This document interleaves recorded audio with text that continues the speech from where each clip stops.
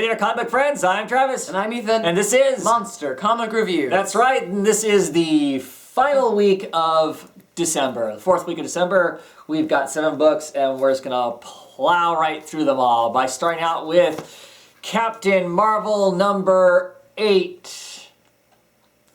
What you think?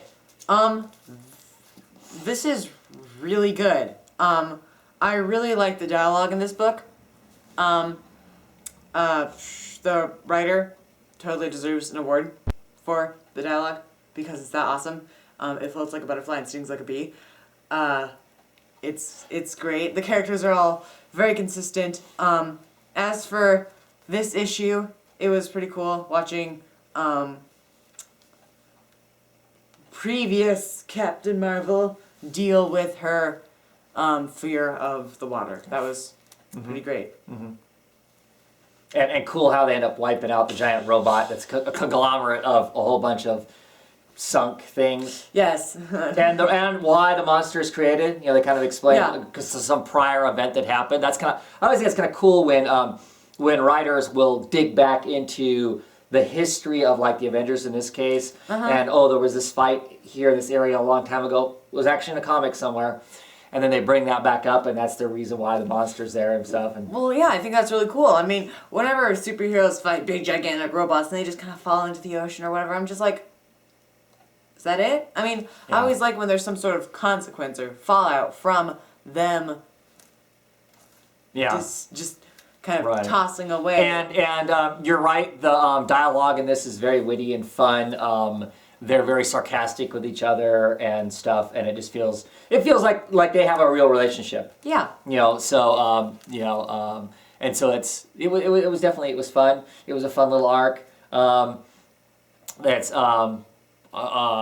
finished now, I believe. The use of the old Captain Marvel, her basically turning herself into light energy, and then the new Captain Marvel absorbing her. That was awesome. And using her as a big blast. Not awesome because they do the whole combined thing. I love how awkward they are about it because, like, you know, I mean, in TV shows and stuff, you see people combine, they're just like, oh yeah, right. I'm like, do you know how weird that would be if you just kind of think about it? Yeah. I mean, I don't know. I feel like it'd be more one of those, we never speak of this again moments. Well, that's basically what this was. Like, we're never talking about... that was great. Yeah. I like that. Yeah, it was. It was pretty cool. It was very fun. I know a lot of people are kind of down this book when it first came out and whatnot, and I don't think we were necessarily really excited about it when it first came out. But I think it's really hit its stride now, and it's just fun. It's fun. Carol Danvers is a fun character. I think she's just fun. That's what makes the book is her personality and the way they portray her as being this kind of I'm gonna go punch stuff kind of a thing, and she's not dumb, but she doesn't want to be. She doesn't feel the need to think about it. And it's been very entertaining. What would we rate this book? I think I'd give it a solid 4. I would give it a very high 3, maybe a 4, maybe. What are we talking about next? Next up we have FF issue 3, I think. 2 or 3. 2. Issue 2. Wonderful Mike Allred cover. I'm actually FF is fun. To me anyway. It's a kind of it's a quirky book, which to me always feels like it fits in Matt Fraction's better part of his writing style. If he's not just writing something that's really straightforward. In this case, it's quirky. The characters are quirky. Of course, they wait for the 4 minutes. The 4 minutes go way past, and it's like, oh crap. Yeah. There's some funny moments there with the delivering that line of him, of one of the floating head kids go, uh-oh. He's like, no, don't say, oh, why are you saying, oh, uh-oh, because the time passes and stuff. Of course, we get a little bit of conflict with the girl who ends up being Miss Thing. She doesn't really want to be there because she doesn't have a place there. She's not a superhero, which is just silly for her to fill in. Of course, they fight against Mole Man because Mole Man's all pissed off. The only reason Mole Man's there is because they're not the real Fantastic Four. Yeah. So he's coming to jack with them because they're the fake Fantastic Four. Of course, they get, they beat up Mole Man. They beat up Mole Man's monster. He's right, and the Mole Man's monster is like, oh, and of course the translation is I was supposed to have today off. Yeah. It's just funny. It was a fun book. I think it's gonna be a fun book if it's gonna maintain being this kind of quirky deal with whatever shows up because the Fantastic Four aren't there, kind of a thing. And Mike Allred's art, I think, is just is amusing for the book because it's quirky. Best thing about this book, Uh-huh. the extreme lack of Johnny Storm. Oh, yeah, definitely. Definitely. Whereas, same writer, the Fantastic Four, which we don't have yet, the next issue of it, it's very generic and bland and very vanilla and not in add a good flavor way, but just a very plain flavor kind of a way. It's like eating an M&M cookie without the M&Ms. Yeah, basically, yeah. So I'm really this book is fun though, just because it's. Yeah. I am very comfortable with continuing to get it, just because of how goofy it kind of is. Yeah. And it's fun if it's going to maintain that. What do you think? I liked it. I don't think you. I loved watching Ant-Man poke out Mole Man's eye. That was great. Yeah, get short. I love how he's going on this big rant and they just kind of Yeah. waged him. That's great. Yeah. I was amused by that. I also love it when what is her name? Medusa? Medusa. When Medusa wakes up and she's like. Where are servants? Yeah. Yeah. She's like bring people to serve her breakfast and whatnot. Yes. That was great. Yeah. Does she always wear a mask? I mean, she's in a nightgown. And she's wearing a mask. In bed, and she's like, servants, ringing the bell or whatever. And she's still wearing that mask. I'm gonna go with yes, but I feel like if any character were to constantly wear their mask, it would probably most effectively be her.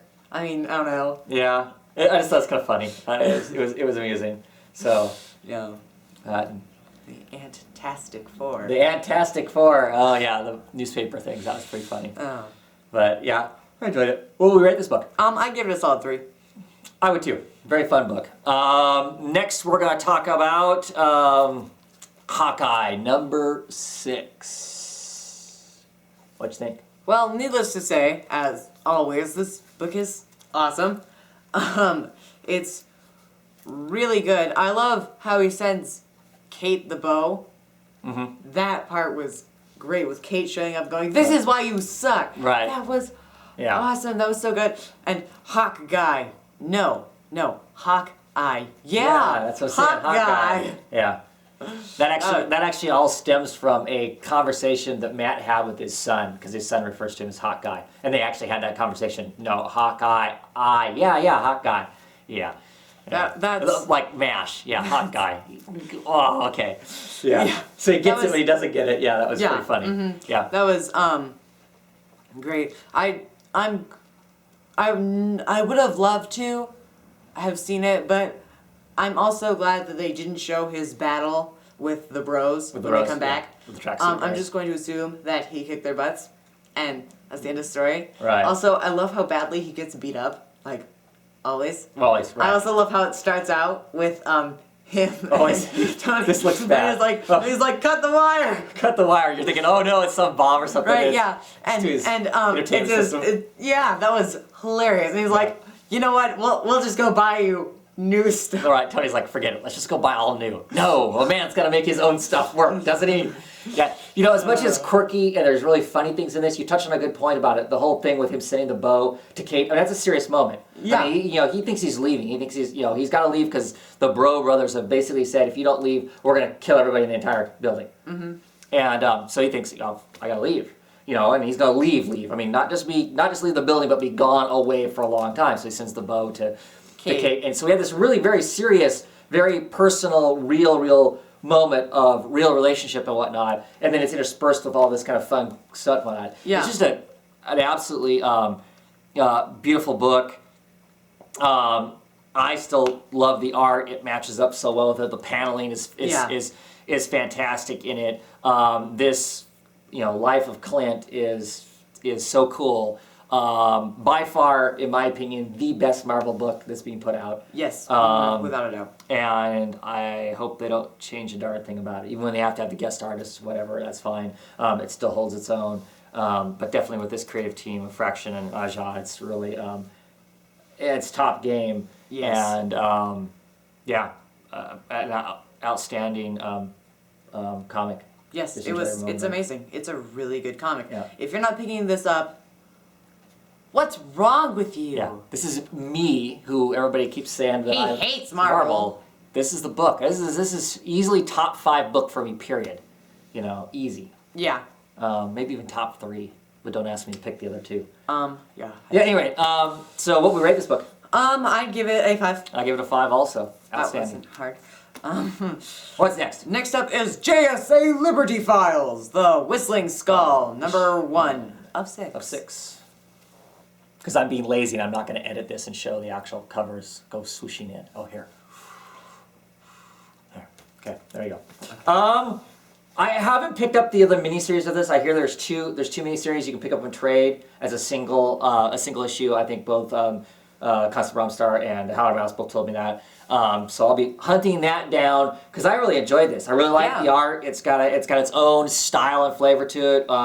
With Tony Harris doing the artwork, it's an interesting story so far. The story starts out kind of a current time. Well, in World War II, they're fighting. They're getting their asses beat basically, and the Whistling Skull's like, man, how did we get ourselves here? And then we go back in time to see how they got themselves there. Right. We get kind of a brief showing of how our two main characters, Knuckles and the Whistling Skull, meet each other as kids. Then we jump forward into the future. It's still before World War II, I believe, has actually started. Or no, it's going on. It's going on. It's in the pre-stages. And they're in Switzerland, where supposedly the war isn't happening, and they're trying to figure out what's going on there because there's all these missing people. So it's kind of right now it's kind of a mystery kind of a thing, and there's just stuff about it that we don't know that's kind of curious. They've implied that this person who's the Whistling Skull, that there's been other Whistling Skull personas, and somehow he can tap into those. Yeah. So he's got like this ancestral history that he can tap into, kind of thing, which is kind of interesting. Gives him bad flashbacks, obviously, but also. It allows them to do useful stuff like speak. Other languages and that sort of thing. So I love the alternate JSA. They're pretty cool. What we get to see of them briefly. Yeah, before they died. And we're assuming that's Wildcat. Wildcat, the original Wildcat. We're not sure. But they're all. I also love the fact that they're all and Knuckles didn't appear to be there, did he? I didn't see Knuckles anywhere there in the beginning. Oh, in that initial. Yeah. Yeah, I don't know if I saw him there either. Yeah. Yeah, and wow, Knuckles is dumb. Yeah, he's a simpleton. That might be a little bit of an understatement even at that. He's not Johnny Storm dumb though. I don't know. He's not dumb in the same way. Simple. He's simple. Johnny Storm is an airhead. Yeah. No pun intended. Yeah. But yeah, I liked it. Yeah. That's pretty cool. I think it's a good start. Even for those of us who don't know anything about them, Yeah. It was very new reader friendly. Yeah. I also love the fact that he tries to shoot the giant robot. Ping, ping. Yeah, no, it was like, what would possess you? I mean, his bullets are normal bullet sized. I mean, maybe it's a super gun. I don't know. We don't know. Obviously, it's not a very super gun. Obviously not. Yeah. Yeah. What would you give it? I would give it 3. I'd give it 3 too. Yeah, it was enjoyable. Okay, next we're going to talk about Justice League number 15, the beginning of Throne of Atlantis. Bold new beginning for Justice League. Could you tell the difference? Could you tell a change? Could you tell the bold new direction it's going? Unless that direction suddenly changed from down to steep down, no. Okay, so what was steep down about this one in comparison to the last couple? So Wonder Woman, I feel, is even worse. The whole glasses thing. So Clark Kent wears a mask instead. Okay, and then guess what? Wearing glasses, it works. That's why I don't take my glasses off. You find out. Strangle. Yeah, it was really awful. That part is definitely bad. And I you know what? I think I would think it was even bad, even if we weren't reading the Wonder Woman and we knew how she is in that she's a completely different character. I mean, that's obviously something that at some point DC is going to still think it's bad. Right. At some point DC is going to have to try and resolve the fact that the two are so completely different. Either resolve it or completely leave it alone, because my other fear is if they try and resolve it, they'll screw the Wonder Woman. Screw up Wonder Woman. But anyway, even if I wasn't reading that, even if I wasn't a Wonder Woman fan, I would say that's dumb. I would say seriously. I mean, this is just it makes so little of Wonder Woman that she's just. I mean, I understand that she's supposedly new to the world of man, but she's been around for 5 years now, at least, right? Yeah. Because the Justice League's been around for that 5 years or whatever. Because the original arc was set 5 years. Yeah, so 5 years in the past. So come on, she has some idea. I mean, and implying that it's such a heavy burden for her to be Wonder Woman. No, it's not a heavy burden. It should never be a heavy burden for her to be Wonder Woman because that's always what she's always been. Yeah. Maybe not Wonder Woman the superhero, but she's always been that princess doing those things. Mm-hmm. So suddenly in their book trying to make it some heavy burden. If Clark wants to have issues with the heavy burden of being Superman, fine, but don't drag the girlfriend down with you. Ugh. What about the rest of it though? What about the? Okay, all their faces look the same. So you don't like Reyes' art? I feel like all their faces look the same. Okay. I actually don't mind his artwork. Okay. Actually, I like it better than Jim Lee's. Well, yeah, I'm there on that. But, yeah, and then the dialogue is just dumb, too. And you know what? I'm kind of disappointed in the Gotham City Police. So, obviously, it's scarecrows. We're going to call them crows because I'm not sure what other bird dressed up things Scarecrow would have working for him. Yeah. I'm going to... So, Gotham Police, you would, like I said, assume... deal with those kind of punks all the time. Fairly regularly, right. So the fact that, I don't know, I feel like it was really sloppy of them to let the Crow so easily get a hold of his gun. I mean, and even if he wasn't in Gotham, still, I mean, I guess I'm not a policeman, I don't know, but still, that just feels like dumb. Dumb. Yeah. Dumb. Yeah. Now, I didn't think the dialogue was dumb. I didn't think the dialogue was bad. But the story, but the story itself, I don't know. I think most of them talked like people that would normally talk and whatnot. Whereas we compare it to like the Dan Video dialogue, where it's people don't talk that way. They just don't. Yeah. No one does. Now, I mean, I understand Fam Stranger could talk weird. That's fine. But normal people shouldn't talk weird, and they do in that book. So, in any rate, I don't think it's like that. I just think that it's a relatively dull and lifeless story. I mean, it just feels like this whole attack of the Atlanteans thing. Haven't we just seen this? I mean, wasn't this just Flashpoint and whatnot? It just feels like this is a story we just went through in some fashion. I'm having a really hard time struggling with hanging on to this book to see what the whole Trinity War thing might be. Yeah. And I'm really having even more of a sinking feeling about what Justice League of America is going to be like because, of course, it's written by the same person, Jeff Johns, also. What do we think of the backup story, though? Once again, the backup story was probably the only thing I read this for. Yeah. We see Billy Batson being the punk that he is. So well, yeah, him not wanting to go back to being the yeah. And then Black Adam finally shows up. Boom! Billy's screwed.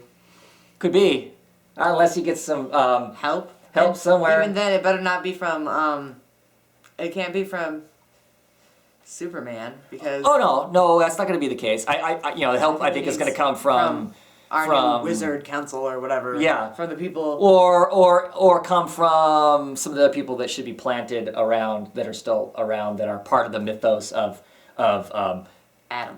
Captain Marvel. Yeah. And stuff. We'll see. I'm kind of excited about that. I just wish we'd really actually just freaking break out a Shazam book and get it over with. But it's not going to happen. Nope. At some point he's going to be a character in the. I just can't. Yeah. Okay. So let's stop talking about this book. What we rate it 2. That's where I am with it too. Pretty bland. Okay. So next up is The Sixth Gun, issue 27. There's the big old Windigo, getting ready to snack on Drake Sinclair. Pretty heavy issue. Oh no, bro! I mean, crap. Bad stuff. Okay. I don't know how we're gonna get out of this one. And also, Drake might kind of find it hard to shoot with his left hand after this. Yeah. Just saying. So, he has a long conversation with the Windigo. An argument about who's going to take over who. Windigo says he wants the 6 guns, so he can just keep them in his realm and nothing bad will happen because he doesn't really want the world to be rewritten. Obviously, that's not in Drake Sinclair's plans because it's been implied that Drake possibly has already rewritten the world once and maybe he'll be rewriting it again. Whole group of women and children in the cave that the Wendigos got possessed, and it's like, let the women and children go, and let's just fight it out. No. No. So, of course, they're in the realm of the Windigo, so it's super cold at one point. Ethan's And implied. Drake's fingers fall off. Yeah, off of his hands. I mean, of course, it is also his hand that was already super frostbitten because Right. the Windigo ice breaths it. Right. But now, yeah, still, he's missing these two he's fingers. missing. Yep. So, yeah, he's in rough shape. No. And- he's in really rough shape now, considering the fact that the Windigo freaking possesses him. Kind of. I'm not sure if he's the Windigo or if he's Windigo influenced. Yeah. I can't tell because As he comes stomping. because As he comes stomping out of the cave, telling Becky that Becky better shoot him. The book suggests that the Windigo isn't necessarily possessing him and using him as his avatar, but Right. it is obviously making him see Becky as the Windigo sees Becky with the future of the Sixth Gun. Which is a threat. And Which we is actually find out pretty that cool. Becky's actually more of a threat than Drake Sinclair is. I mean, which makes sense because she does have the sixth gun. Oh, but still, that's Whoever pretty big. possesses them all could potentially rewrite. Not potentially. I mean, Potentially. Well, okay, They yes, have to but- actively make the point of doing that. yes, but still. maybe they just consider Still. Becky more of a loose cannon because she doesn't have a plot in mind that we know of that she wants to do. She doesn't have the same baggage Whereas as- we get that the Drake impression, Sinclair as we get does. the impression, everybody else that's gunning for the guns has has They some know what they're ideal, gonna do has with some it. ideal in their head of what they think they want it to be. So yeah, it's kind of ooh. And meanwhile, our mummy, our thief, and our what do we want to call him? He's kind of the educated guy that's been reading up on all the stuff. wizard, Are quasi-dabbler. trying to figure out how to catch up to Drake and the guns because actually none of them trust any one of the others. I think the only person who wants the world rewritten is the mummy because of course he's hoping to get his true love back if they rewrite Well, the yeah, universe. he wants his true love. I'm pretty sure Kirby Hale's in it for his own fortune, and what's his face? Hates him. Yeah. He hates them. They've destroyed his life, and so he really wants to see them destroyed. Yep. Of course, we all know that can't happen. No. History implies that can't. No. That can't happen. But so what we rate this book? I give it a 5. I think. I give it a 4. It was quite good. Yeah. Okay, lastly, Yep. we are going to talk about Sword of Sorcery featuring Amethyst number 3. What'd you think? Well, you know what? This cover was like really misleading. I mean, Well, it I at was least thinking- has the people actually in it. True. I was thinking, maybe like she was beating somebody up, but she doesn't. She mostly gets beat up, actually. We find out, though, we get more of her magical powers, and we find out that her strength is increased due to her magical powers from the House of Amethyst, which is pretty cool. It sounds like she's going to go back to first home, which is what they call Earth, right? Yep. And because somebody's messing with the portal. Wonder who that is. I'm assuming that's the whole Justice League Dark thing going on Yeah. and whatnot. So, but we know that she's going back there, and I want to see more stuff with her father's house, the House of Turquoise, because we don't really know much about them except for the fact that if there were to be a conman of their world, it'd probably be them or the House of Diamond. Why conman? Well, not conman. They're just kind of snaky. Why do you say that? I thought. Where do you right? push that? For me, the House of Turquoise, they're tailors. I mean, their powers are being tailors and whatnot, and salesmen, that sort of thing. I don't really consider them sneaky. House of Diamond, we don't know what the heck they are other than a bunch of nasty bastards. Some of them, not all of them. Large chunk of them, obviously. Well, I think Dad and eldest brother are, but And there's some implication in this book that the Black Diamond maybe came from them. yeah, Or it has some factor of the Black Diamond being the diamond that does the whole Eclipso thing that's been running around every place else. So, yeah. I love in this book when they go to the meeting of truce and like what is her name? The bad amethyst lady. I'm drawing a blank on her name. Yeah, But when they Kurt suggest, Queen, yeah. hey, you know what? Let's give both our powers to Amy, the Amethyst. and we can stop having this battle, and the House of Amethyst can start over without all this blood and guts behind it. And she's like, oh, you know what? I have a different plan. wow, she must move really fast because she's over there, way over by the windows talking, and then suddenly she's at the table going, sword! Yeah. So, yeah. Well, Yeah. just part. So did you like it? Yeah, I liked it. It was fun. I like Beowulf better. Again. The artist in Beowulf, needs to Jesus do something Sayas. permanent. Well, we know that. He's awesome. Once again, I'm just going to keep saying that. I'm glad that they didn't kill the boy, because I kind of thought they were going to. I was just kind of waiting for him to get cut down, and maybe that'd be some baggage on Beowulf. But I'm glad that they didn't, because I like him, and I like the fact that he's developing a relationship with Right. Beowulf. Right. I also appreciate the fact that at the end of this book, he proceeds to crotch kick to the guy who betrays the king Right. and pries open the window Almost gets for him the killed. Grendel. Right. Yeah. Yeah. Yeah, I like the Beowulf story too. A lot of fun. Set in this kind of future. They imply all this cybernetic and genetic research over the years to get them to where they are now. I love the fact that they seem to be in a universe where everybody went superheroes. And as humanity slowly dies out, they all did stuff to try and make humans more superpowered more too, cutting so they edge could live. to keep up with the superheroes. I also appreciate the fact that when they send all the nuclear bombs, all it really serves to do is kill themselves. Right. They actually exterminate themselves basically. The people that are left are the genetic Super hybrids, people. basically. In this version of history. I really like the story. The art was cool in it too. Obviously, I like the fact that it says at the end of the story that there'll be going to be more Beowulf somewhere in 2013. So I don't know if that means we'll see more backup stories in this, because I know they're going to go on and tell other backup stories. Yeah. Now in this thing. I hope. I think if it were to be the same creative team that's on Beowulf currently, I think it'd be really cool if it didn't drop any quality. If it was just as good as it is in the back of Sorcery, I think it'd be really cool to have an ongoing of it.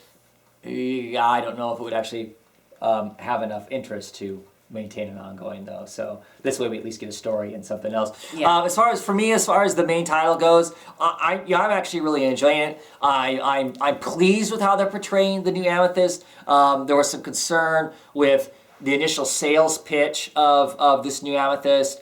Being kind of a rougher, rebellious kind of a person that didn't match the old Amethyst. Of course, you're not familiar with her. The old Amethyst had a loving family and all this blah, blah, blah, blah. And this was kind of implied that maybe that wasn't going to be the case. But actually, she is a good person. They kind of implied that maybe she was going to be kind of a, goth punk kind of a rough person. And she's not that. I mean, this is all, she's not really embracing this. She doesn't like the idea of having to fight everybody all the time. I love the little implied things in here because she's an Earth kid. Despite being from here, despite being whatever, they come up calling these flying beasts, and it's like, there's no way these things can fly. Physics says those wings are too small for the size of the creature. It can't happen, blah, blah, blah. And, well, duh, it's magic, so it does work, and she needs to accept that, and whatnot. I hope she isn't in Earth for very long. I don't think she will be. Because I don't even think we're going to see her. That's probably the number one thing that I really... Yeah, I think next issue we see, she'll be back. Okay. She'll be back here, I think. I really don't like her. Well, I don't know, I haven't seen her on Earth, but one of the things that I like about this comic is the fact that we're dealing with all the politics and stuff of their world. And it's interesting. The art is outstanding. Aaron Lepesi, I always think, does an excellent job. It looks like they had some backup work done here by Claude St. Aubin. I love Claude St. Aubin also. He was the switch-off artist through most of Rebels, and he just does a really good job of facial features and that sort of thing. As far as emoting, you could tell what's going on even if people aren't saying words. You could tell by looks on their faces about how they feel about whatever else is going on around them. So when you have your primary characters talking, people who are standing around that are hearing the conversation, you can tell by their reactions what's going on and how they feel about it, which is, to me, that is just excellent artwork for sequential art and telling a story. Yeah. What we rate it? I give it a solid 3. I give it a solid 3 also. Only real stinker is that lead book by DC. Justice League. Anyway, so that's it for this week. I'm sure next week we'll be back with more. We'll start into our January books. Have a great one, everybody.